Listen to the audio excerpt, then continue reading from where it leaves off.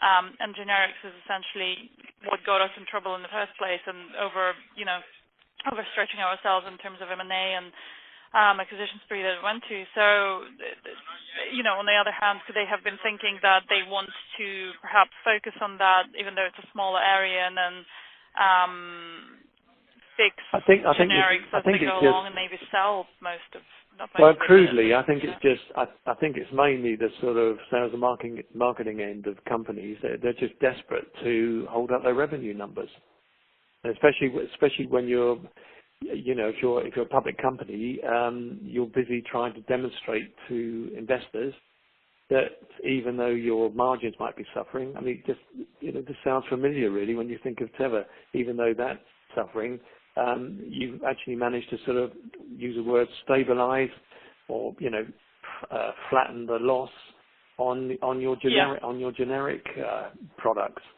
Now, I'm not saying it's the wrong thing to do. All I'm saying is, ever since I've looked at the market, which is tens of years, not just half a dozen years, everyone that's got into generic production, even the small guys, have had to sell.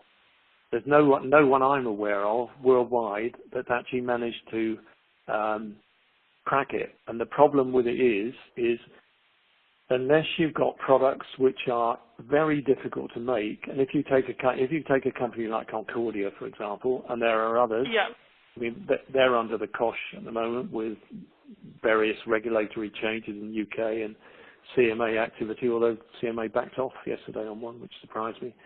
But if you look at those companies, and there are a lot of other ones, Valiant, companies like that, they've done it a different way. They say to their investing people, don't worry, we're not going to waste billions of dollars on R&D and clinical trials, only to find that actually we can't take it to market because we've got a problem in the last, in the phase 2, phase 3 trials.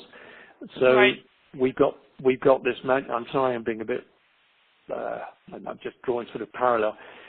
We've got this way of turning lead into gold. What we're going to do is buy up legacy products, and then we're going to all legacy products generally. Well, they all are branded products, right? Which were researched 20, 30, 40 years ago. So all the toxicity products have come off patent effectively. And they're off patent. And so what they've done is they were quite clever originally. They cleverly picked products, and even people like Zentiva have done that. That's the generic arm of Sanofi. They've got products where they are unique manufacturers of branded products, so they've debranded it, which enables them to jack the price up in a number of geographies without regulatory interference. In the UK, that is being shut down. That type of modus operandi will stop.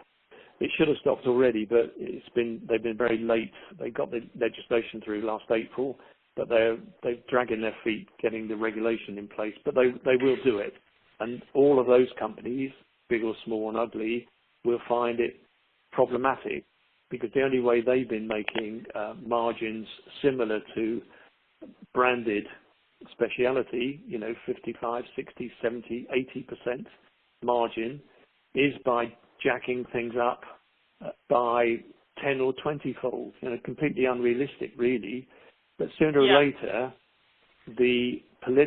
what happens is a lot of these medications, because they're legacy, they've got pretty powerful patient groups who, and it's with products which are used for things like epilepsy and these sort of conditions that unfortunately you've got lifelong. There aren't any cures at the moment for these sort of things.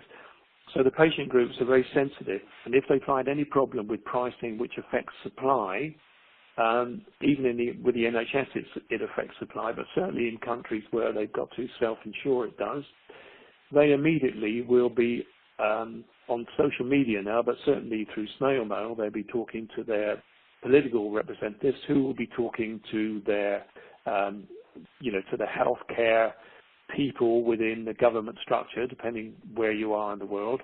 And then what you'll get is these people will be talking to ministers of health and people in Congress, etc., and they will be putting pressure on the regulators, on the FDA, on the EMEA, and the individual country regulators in terms of pricing control.